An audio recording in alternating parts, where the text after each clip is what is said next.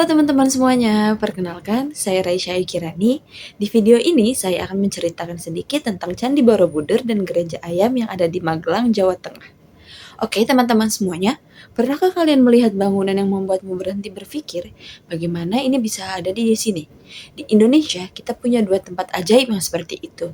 Yang pertama, ada Candi Borobudur yang megah seolah muncul dari mimpi para dewa.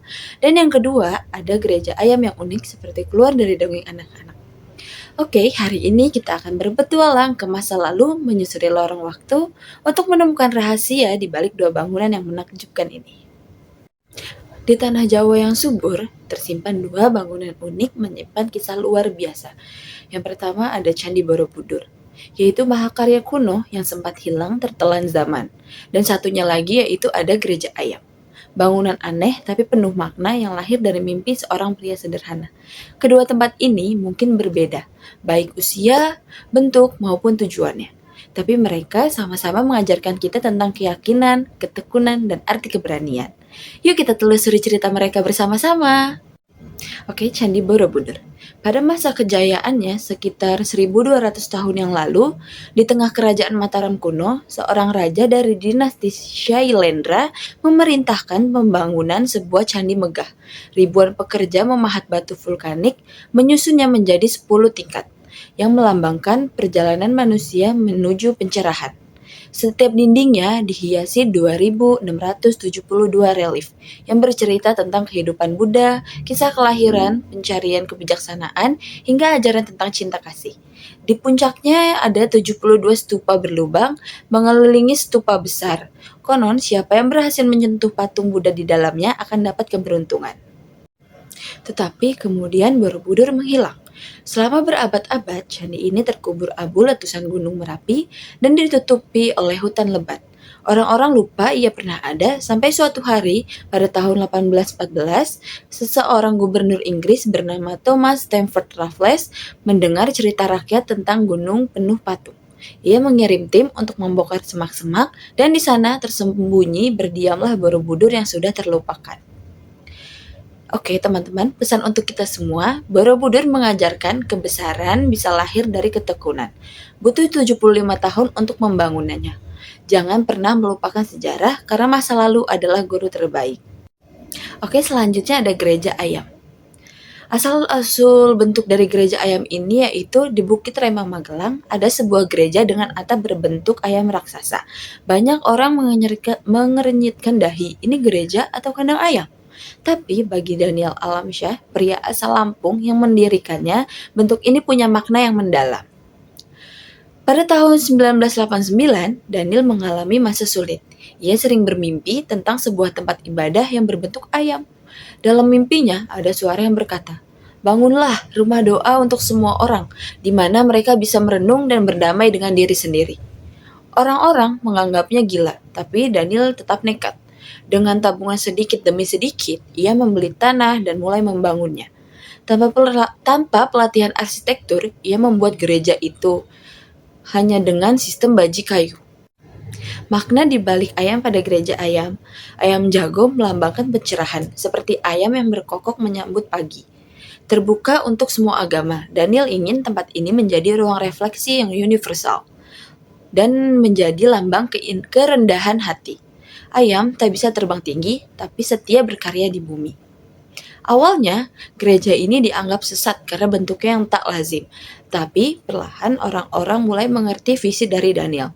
Kini, Gereja Ayam justru jadi destinasi wisata spiritual yang dikunjungi oleh ribuan orang. Jadi, apa sih persamaan dari Candi Borobudur dan Gereja Ayam ini? Yang pertama, dibangun dengan keyakinan yang kuat. Borobudur untuk agama dan Gereja Ayam untuk visi spiritual.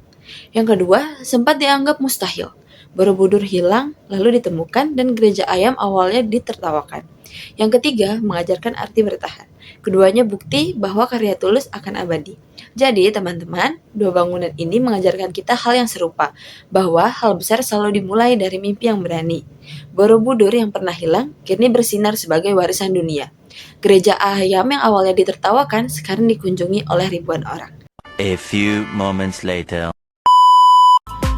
Untuk menuju Magelang dari Jakarta, kita bisa menggunakan mobil pribadi atau bus dengan jarak tempuh sekitar 487 km.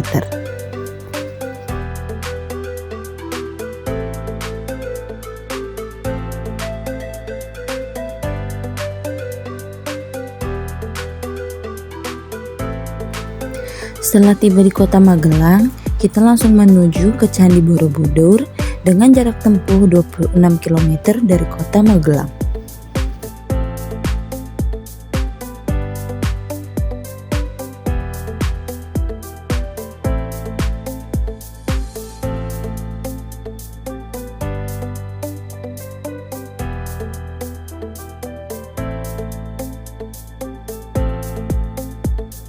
Setelah makan siang dan eksplor di Candi Borobudur, kita langsung kembali ke penginapan dan beristirahat.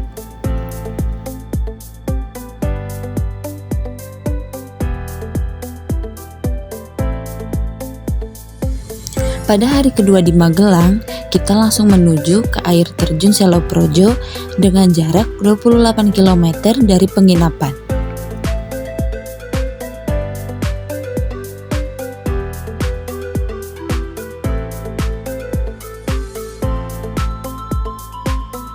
Setelah puas bermain air dan menikmati alam di air terjun Selo Projo, kita langsung menuju Desa Wisata Wanurejo dengan jarak tempuh kurang lebih 46 km.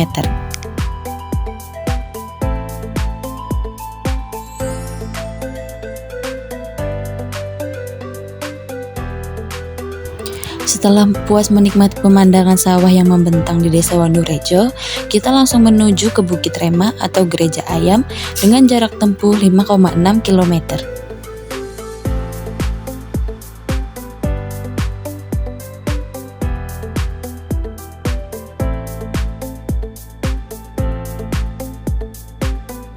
Kita sudah masuk hari ketiga. Untuk destinasi pertama pada hari ketiga, kita langsung menuju Museum Ulen Sentalu dengan jarak tempuh kurang lebih 46 km dari penginapan.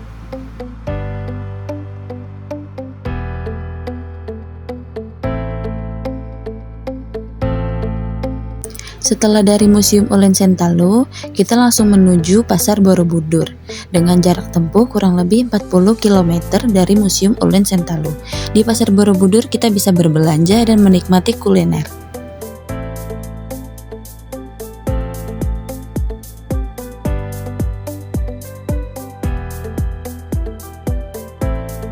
Pada hari keempat atau terakhir di Magelang, kita langsung menuju ke Candi Selogrio.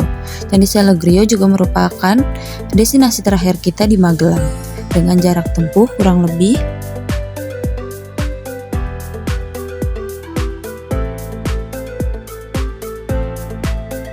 A few moments later.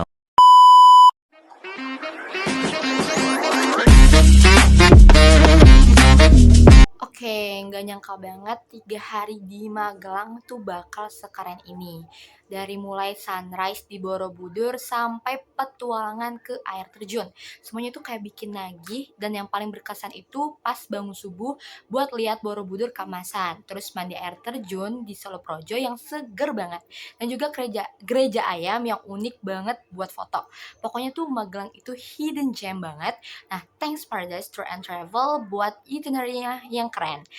Next trip aku bakalan ajak keluarga untuk tour lagi.